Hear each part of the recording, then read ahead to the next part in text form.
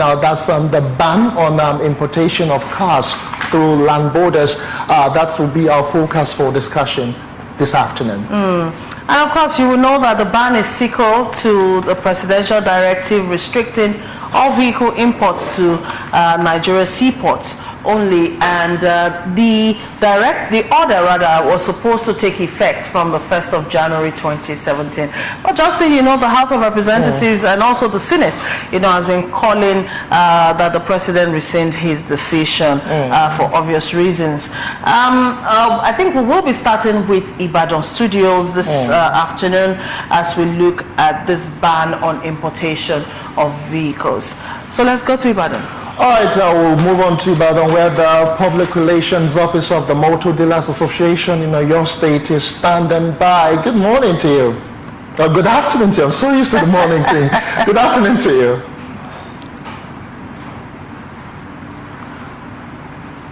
Good morning.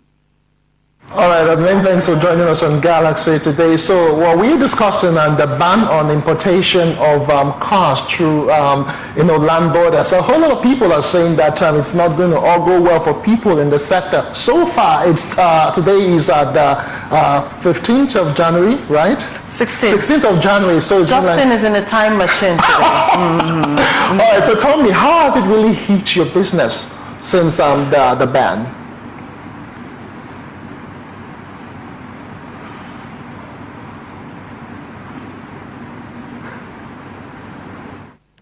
Yes, thank you. It's been a bit rough in the sense that the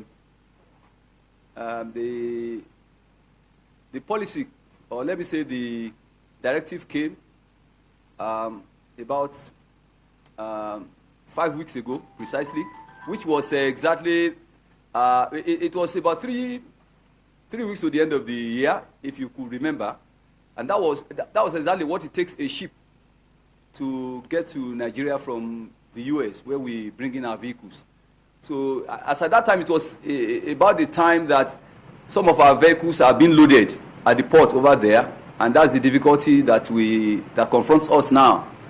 And you will notice that right now, there are some of us that brings in our vehicles from the neighboring countries because of the fact that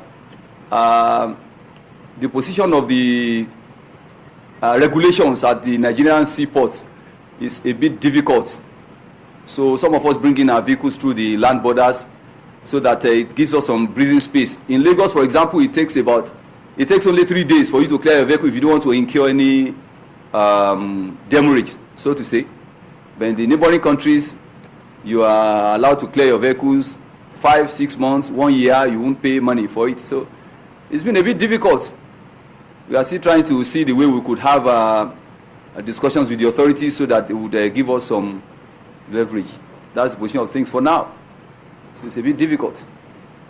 Okay, most people have said that the recent ban is actually a good thing for the federal government, as in since most of the tariffs that are accruable from that sector has been going to other countries. What's your opinion on that?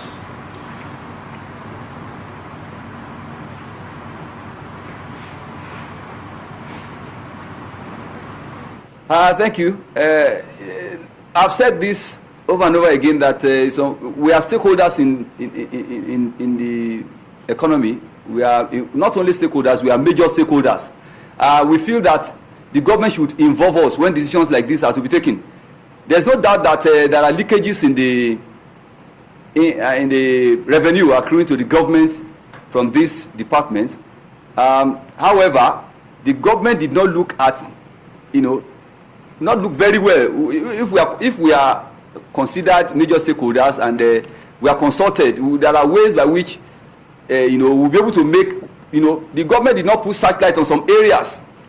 It's not those that are importing cars that like 1 million naira, 1.5 million naira that actually matters most in this regard. But those that are people that are bringing in vehicles worth over 100 million, they are not paying duty. That's the truth.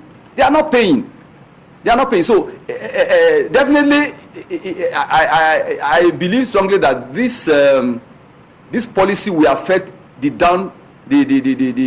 poor it's going to affect them. It's going to tell so much on the poor, rather than really bringing in the revenue that the government focused upon. I'm sure if we have the right opportunity to discuss with the government, we will be able to, put such light on some in some areas that the government is making losses on the revenue. So I agree that to some extent there are lapses, there are shortages in the income and the revenue that is accruable. However, these are not the major areas that there are leakages. These are not what this policy focused upon, are not the major areas. This thing will affect a lot of people. Don't forget that we have some people that are stakeholders, joint stakeholders in this business. We have the auto mechanics, we have the panel beaters, we have the upholsters, we have the auto electricians, we have the battery technicians, we have the car wash, we have several of them. So this is going to affect them. And I'm sure this government that from time to time will say that they are concerned about the poor, will need to look into that area. So that's the position of things. Let me come in here for a bit. I mean, listening to you talk, I won't be making a mistake if I say that you also agree with the Senate as they're saying this particular policy is actually anti-people, and it might further impoverish, the majority of Nigerians. We know all of that. And also we know what's on the flip side, which means that our seaports might actually become more active, and also more money will be made. But then every time a new policy is made, we always come with the quick excuse of the poor. I'm sorry, I don't want to sound a bit overbearing, but I'm just trying to look at the issues directly now. Sometimes for a policy, a new one being made like this by the government, for it to take effect and for it to be effective, some people must have to pay the price. Now, my direct question to you now, Dr. Ayodeji, is what really is the issue your body has with this policy? Is it the fact that the poor will not be able to afford cars, or is it the high cost of doing business at our Nigerian ports? What really is the issue? Let's be critical about it and leave behind sentimental reasoning about the poor and all of that. Let's look at it directly. What is the issue?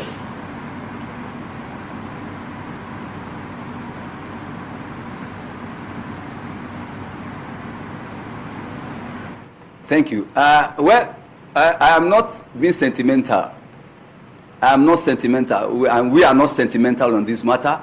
Our concern, why we mention the poor, is because anytime there's a policy like this, it hits the poor very hard. If a policy is made and it is going to be implemented, generally, if it's going to be implemented to the letter, and it's not going to be that a portion of it will be implemented and others will be, there will be loopholes, there will not be any complaint. I mentioned that the leakage in the real sense is not from the sector that the government is looking at. The leakage proper is let me say, it concerns those that are really, that we could call the major, the heavy. I'm not talking about the volume of vehicles or goods coming in. I want to talk about the volume in terms of financial capability. So those are the areas that the government needs to look into. So our own complaints, one, is that we are not given enough time to prepare. Number two, we were not consulted so that we're able to put on the table the things we are seeing that the government at the center does not see. There are some things you will not be able to, there are some information you want to give to the security agents that could not be given at the lower level. So that's our concern, that we are not saying it is not a commendable step to be taken, but we are saying that it should not be. Why should it be a policy that will be taken to hammer, I know, in terms of numbers, major stakeholders that will affect us badly. That's what we are saying. There are very few that are very rich and that are financially comfortable in this matter. It does not affect them much. So that's the area we feel that we are not happy that the Motor Dealer Association of Nigeria, MODAN, we are not involved. So that's our complaint. So it is our country. Thank God Nigeria belongs to all of us. And we believe that if we are given the chance, we can make our own contributions to make this country better. So that's it. We feel that, number one, that we were not consulted, proper consultation. Number two, we were not given enough time. So number three, those areas that we feel that the government should look into are not being looked into. Come in here again. I hear what you have said, and to an extent, I would say that I agree. But then, do you really think, that this policy will actually pull through?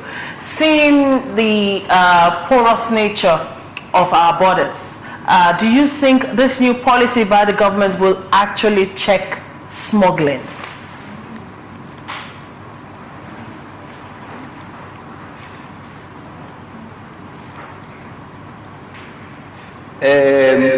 Thank you. That is a question, that's the area I really want us to look into. If this, let me just give you this example. I want to believe that if the members of the armed forces are paying the proper duty in this country, if the police are paying duty in this country, if the members of the customs authorities, immigration, and all of them are paying their proper duties, and everybody is paying what is supposed to pay, then it will be easy for them to stop anybody and say, okay, bring your papers. If I ask you now, who are the people checking the papers of the police in this country? If I ask you that question, I don't know whether you could answer it very well. Because I'm sure that if you leave the shores of Nigeria, if you get to Cotonou, just few meters, the police officers there, they have their driver's license. They have their papers ready. They have their... I know a police officer in this country that went to Cotonou, bought his vehicle. He's still in this Ibadan. Bought his vehicle, came to Idiroko. They told him that, Oga, why not? He said, no, he paid his duty and drove the car. So the porosity of our borders, is not left in the hands of the poor. It is left in the hands of this mighty that we are talking about. So they need to, the government needs to look into that. That's why you need to get closer to we that are in the business. We'll be able to provide some suggestions and say, okay, look at this area, so that, and then we'll be safe to do that. Because you need to consider safety also. So the porosity of the borders does not concern the poor. And we are looking at a situation whereby we don't want, when a policy is made in this country, you notice that some people from it, they will gain, and others will lose. So we feel strongly that the issue of porosity is not to be handled by the poor or by we, the stakeholders. These stakeholders we are talking about, referring to the Motor Dealer Association of Nigeria and other stakeholders that are involved. So we strongly feel that we should be involved in this decision. Foregoing, from reports that we have seen and read in various media, have it that the Association of Licensed Custom Dealers in Lagos are saying that a whole lot of cars are trapped since the introduction of the ban. A lot of cars are trapped in various borders in the West African sub-region. What's the true picture? Can you bring us up to speed as regards that?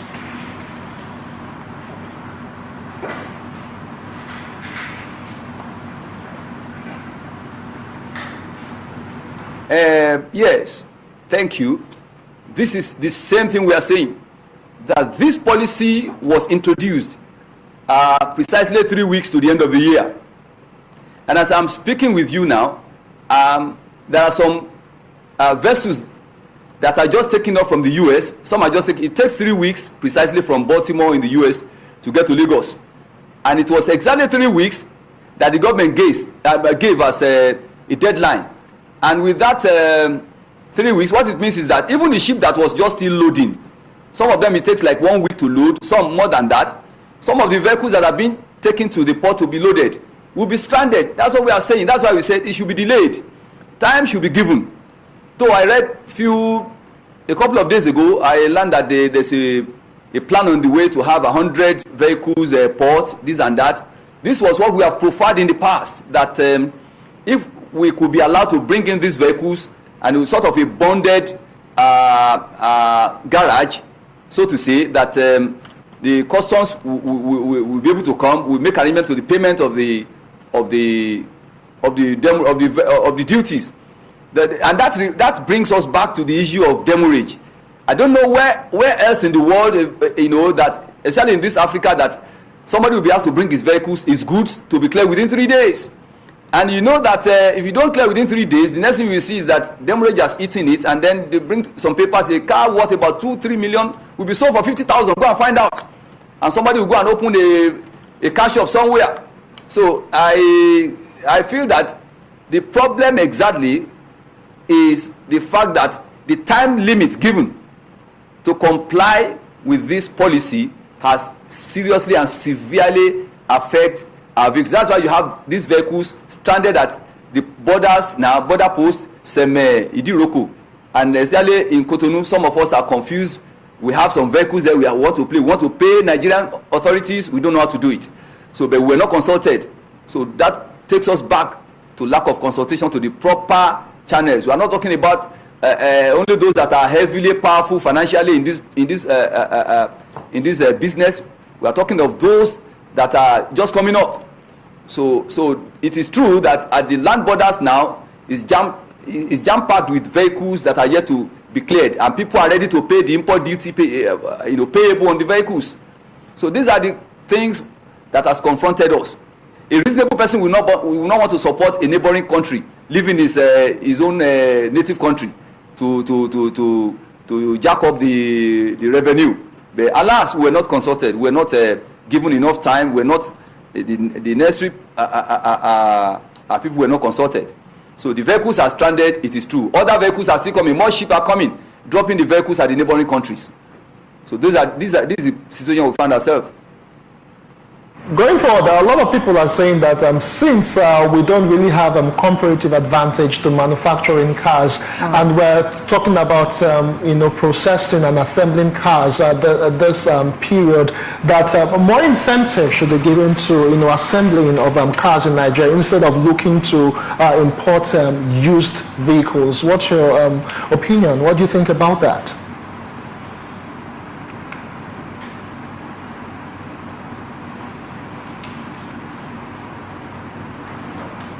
Well, thank you. It is good to give incentives to the appropriate, to the right people. There's no doubt about that. We feel that if we look at the situation in this country, I am sure that this type of policy happens in India as I'm talking to you, and some other countries of the world. If you want to bring in a vehicle from anywhere in the world into India, you pay about 100% duty. So you choose, you look at it and juxtapose which one does it pay you to do. We strongly feel that if people are ready to pay the appropriate import duty stipulated, there's nothing stopping those that want to buy the used vehicles imported into the country from buying.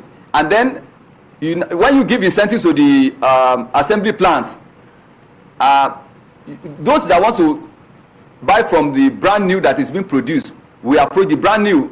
Most of these financial institutions in Nigeria now, they want to finance brand new vehicles. We learned also that a financial institution came from South Africa to finance the brand new vehicles. But let these brand new vehicles be available first.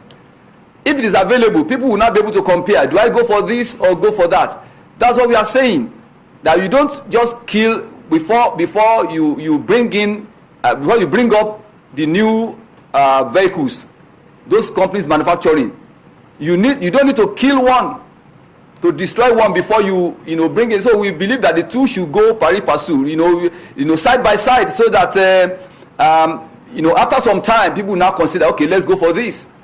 At least the import duties have been jacked up to bring in a vehicle of about 2007. Toyota Camry of 2007 now you pay as much as close to 700,000 for that. I think that should be enough. That should teach the government some lessons, that the amount of money that is being gotten from the import duties is not as much as what they expect. So that means there's a leakage somewhere. That's what I'm saying. I can tell you that there's a leakage which the government does not know, and we know it.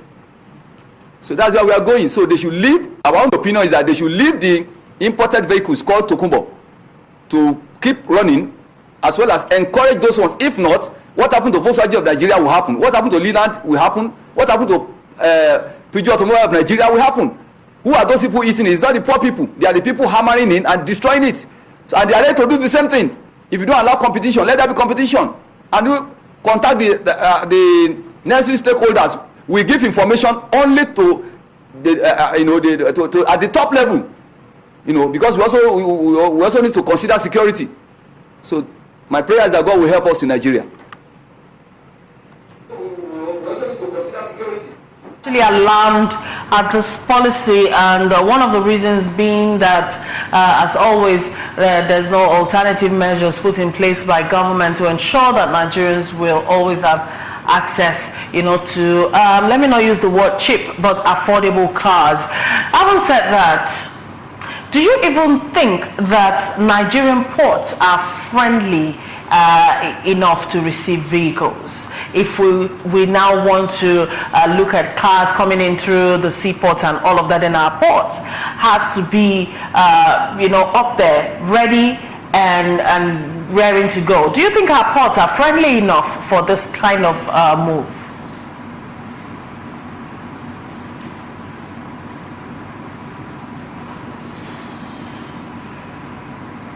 Well, thank you.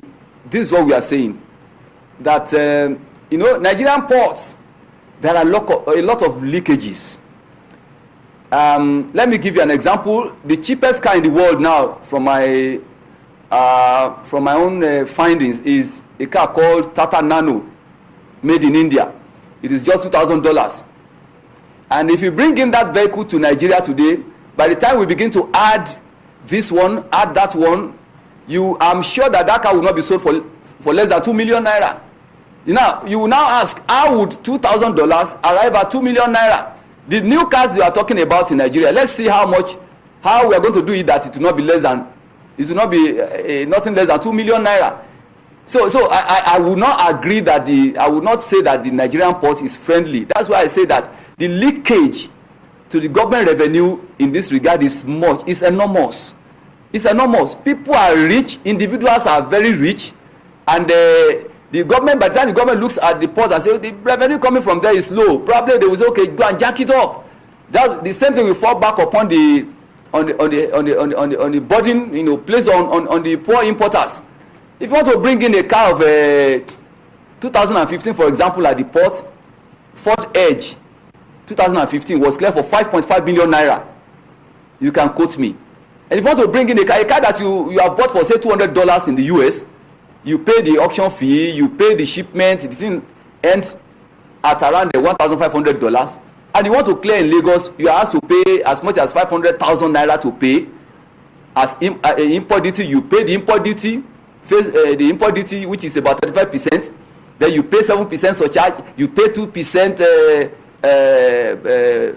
automotive council, you pay 5% value-added tax. By the time you add everything, you find out that the cost of the car originally that arrives at around, even if at 500 naira to $1, if you buy for $200, that will give you about 100,000 naira.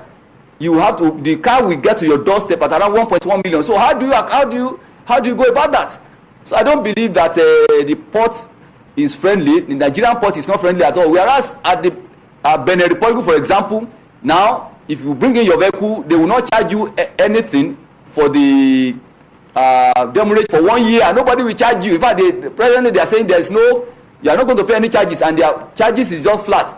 There was a time the association, Motor Association of Nigeria, Modern, suggested that every vehicle that is in Nigeria that does not pay import duty, let there be a flat rate. Go and pay 50,000, and let's see how much the government is going to rake in from there. Let everybody pay. Security agencies go and pay. International security agencies go and pay. Everybody pay.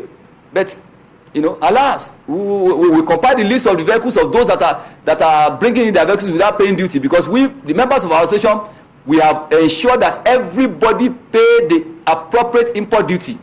except you are not a member of the Motor Dealer Association of Nigeria, MODAN. So we strongly feel that the atmosphere and the activities at the Nigerian port should be made more friendly, so that the government would be able to realize what we are expected to realize for the betterment of all of us.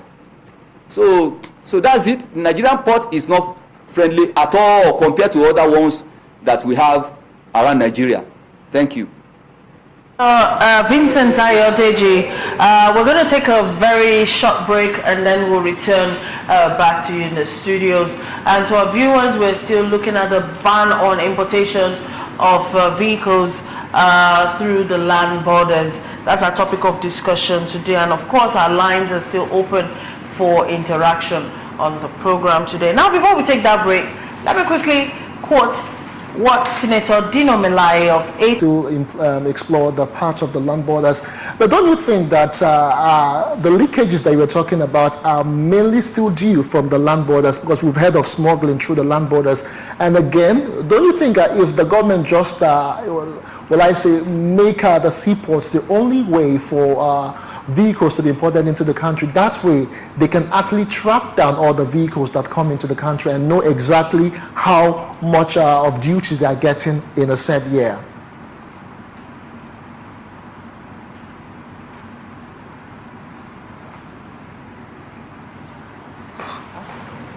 Sorry, I can't get you very clearly. All right, you talked before the break. You talked about the leakages that I know that the customs agents are not really getting all the monies into the federal government purse. You also talked about the fact that the Nigerian seaports are not friendly to Nigerians for people who do importation. But then again, don't you think that if there was just one way, that is through the seaports, for government to allow for importation of vehicles, it will actually make it easier for the government to track all the duties that are accruable to the purse of government, and that way solve this issue of smuggling that occurs through the land borders?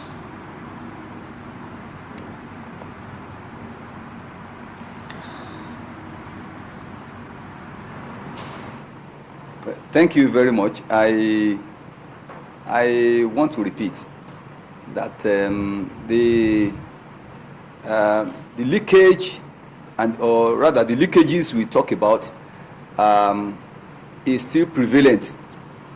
It is true that it will be easier for the government to be able to trap or be able to locate all those leakages if it is through our seaports that the vehicles are being brought in.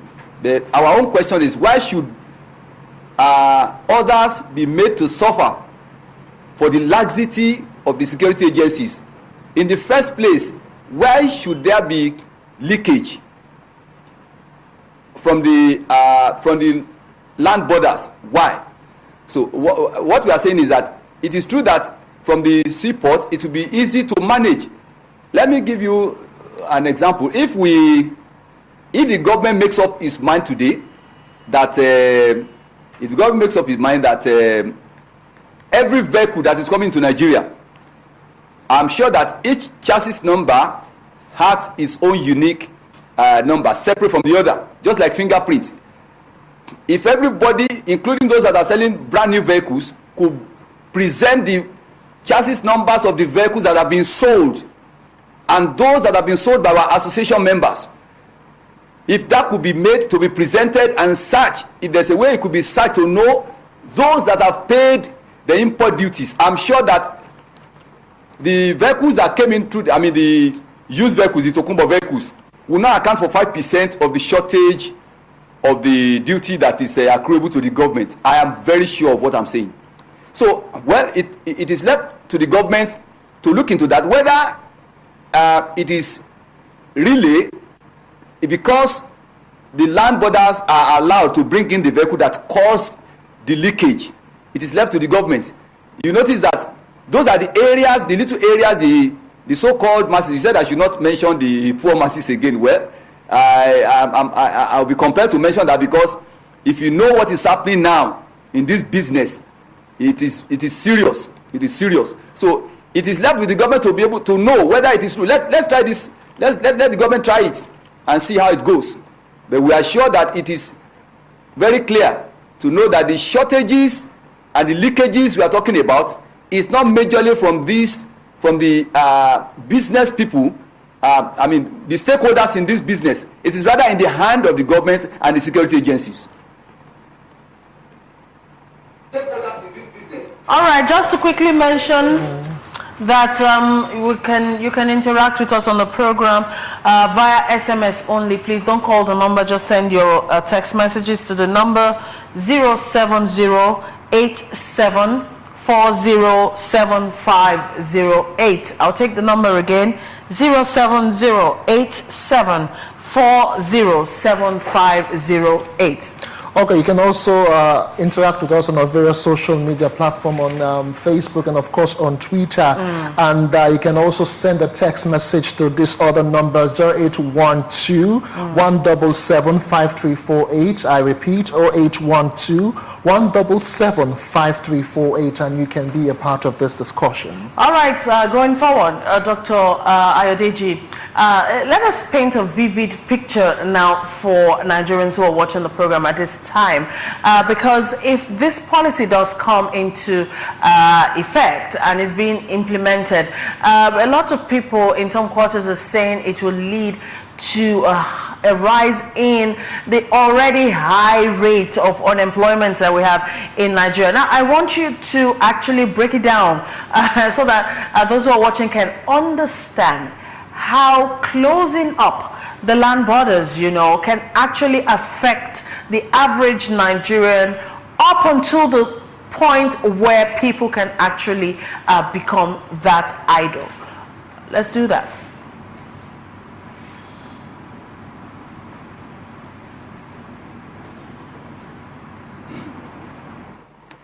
Yes, thank you.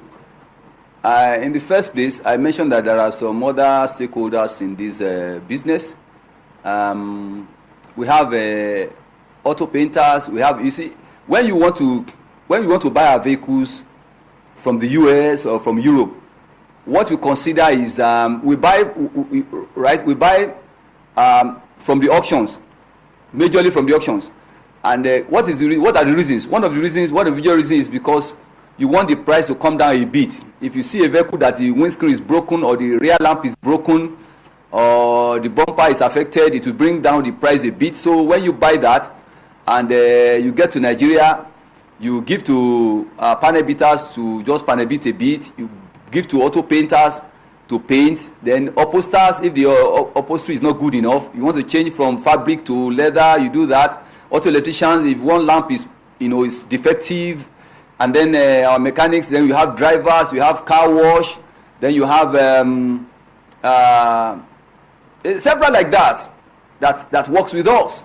And you will agree with me that the volume of vehicles coming in will affect these areas.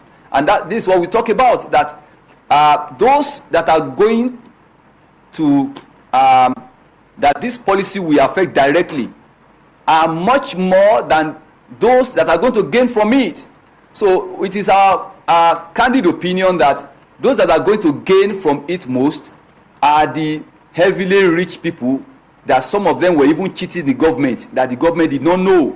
That's why we felt that we should be consulted. So you are talking about car wash, you are talking about auto electricians, you are talking about battery technicians, you are talking about auto mechanics, you are talking about auto medics people, you are talking about upholsters, you are talking about drivers, you are talking about a lot of people have been affected.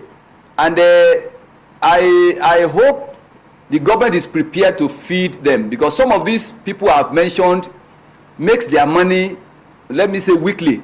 Some are making their money daily. Like car wash people, they make their money daily. So when the volume of vehicles coming in are reduced, then the job is also on the line. So the activities are on the line. So this is the area we need to look into. If the rich and those that are financially loaded enough in this country are performing their duties appropriately, I'm sure that the revenue that the government is looking towards will come in as we didn't have affected the land border, transborder business. The transborder business I'm talking about, I'm not talking about the smugglers. That's why we separated ourselves. The Motor Association of Nigeria, we have separated ourselves from smugglers. We pay our import duties at the right time. We've got drivers that we drive our vehicles in. We've got auto electrician, all of them. We engage them. So we work hand in hand. And our security agencies also knows. They know the motor dealers from the smugglers. We take our route, the approved routes, when we bring in our vehicles. So it's unfortunate that whether you like it or not, these people have mentioned, about 9 of them in number, it will affect their economy down to their homes. Their homes, they will not be able to, some of them will not be able to pay their rent, some will not be able to pay their school fees for the children, some will not be able to pay, social responsibility will not be met. So I am sure that if the government reconsiders our opinion and we are called, we are available, if we are invited, we'll be able to, put some suggestions. Because in most cases, there's an adage in Yoruba that says that a lamp cannot be able to see its base. So people at the top may not be able to know what is happening. That's why we are saying that we should be involved in this matter. And before it is too late, even in these neighboring countries, there's a way they use, I think there's a way, it's not only neighboring countries. Generally, I'm sure there's a way the government uses some things to control crime. That should be considered now. That should be considered. For example, in Europe, there's a reason why there's football, there's Champions League, there's EPL, there's dogs are running, horses are running. You go and you take some time, you go and watch.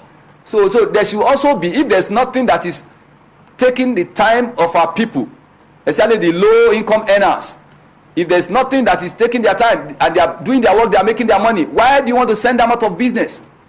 So this is our opinion, that it is directly affecting them. Don't forget, majority of those people that are stakeholders in this business are men. And men are supposed to go out to fend for the family. So if the men could not fend for the family, then there will be trouble.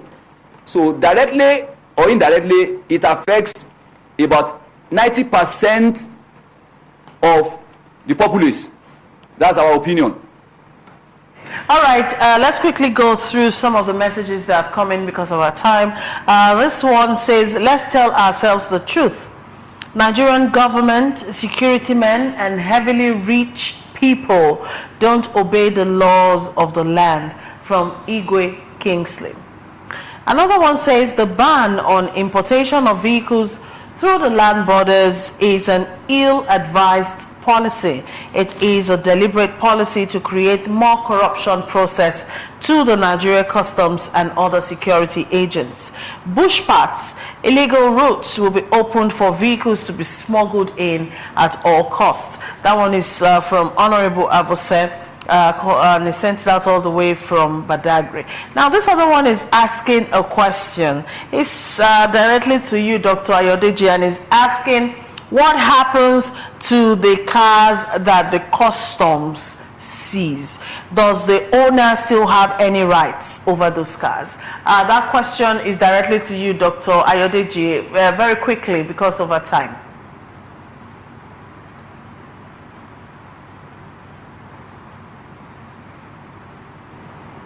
Yes, I love that question, and I want to tell you that with the laws of the land, with the law of this country, that if any vehicle like that is seized, it is seized, it is property of the federal government. It does not have, the owner does not have anything to do with it again. But what we are saying is that these vehicles still find their way back to the hands of the rich. That's why they are happy to say they have seized this and seized that. And eventually, a car of 2 million will be sold for 30,000, 50,000. Find out how much they auction it. That's how much they auction it. And they will not auction to the poor. It's not an open auction. They will just bring the papers from Abuja and they will pack 3-4 vehicles. And the person that have lost his vehicles will just look at it and it will go like that. If to say you are given another chance, well, that does not relate to our association as such. But if those that are smuggling these vehicles are given another chance, okay, go and pay. There was a time that policy came up that if a vehicle is seized, impose penalties on it and ask the person to pay. It's a different thing. They say it is seized, and then it will go back, with 50,000. I go back, and they will bring the paper and buy it for 50,000. A car of 3 million. So it's very sad that what is happening in this country. Like I said once again, we are major stakeholders in this business, and we should be consulted. If you are not consulted, there's nothing we can do. If you have a good striker in your team and you don't consult, you are not happy with him, they will defeat you and take the cup away. So that's the position of the Motor Dealer Association of Nigeria. So our own opinion once again is that we need to sit down and talk again. But, the last message we will be taking this afternoon is from Mosonya Chidubem James. He wrote to us on Facebook this afternoon. He says the only wrong thing about the ban is that there was not enough time for the vehicle importers to prepare for a transition to alternative options. And also Abraham is saying, my question is that the customs authority dialogue with the major stakeholders before enforcing the immediate ban. I'm afraid it's about all our time will permit today, but let's keep the conversation going on all of our social media portals, Facebook, Twitter, and even you can send an SMS. Thank you for watching today. Remember, the time for Galaxy today is now 12 noon all the way to 1 p.m. Many thanks to our guest today, Dr. Vincent Ayodeji, who is PRO, Motor Dealers